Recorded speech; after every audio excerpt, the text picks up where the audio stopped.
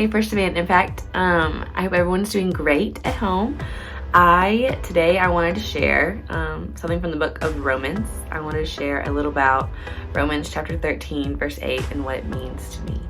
So I know for me, and maybe a lot of you have a history of feeling like you're not good enough, or you have a history of feelings of inadequacy.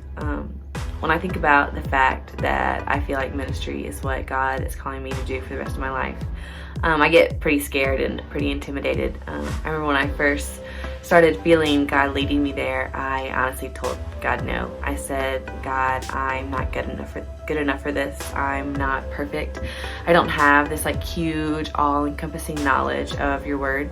I remember thinking, like, God, look at all these people that have gone before me that you've placed in these positions, and you want me to do that? Like, no way. There's no way I could do that. And so I was super intimidated, but I think God led me to this verse and what Paul writes in Romans chapter 13, verse 8. This is what it says. Paul writes, "Do not owe anything except to love one another, for the one who loves another has fulfilled the law."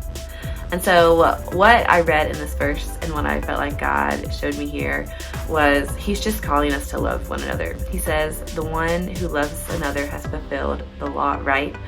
Like, God isn't giving us all these things to add to a to-do list. He's not giving us all these like expectations to fulfill. He's not saying like, do all these things and then you have done what I've called you to do, right? He's just saying love one another and you will have fulfilled what I have called you to do. God is calling us to be faithful, not successful. And so when I heard this, I felt like a huge weight was just lifted off my shoulders, right? Like, God knows that in everything we do, we're not going to be successful. And the good thing is he doesn't want us to be, right? So right now, if you're feeling like, well, in this season, it's hard for me to be successful, I want to remind you that God is not calling you to be successful.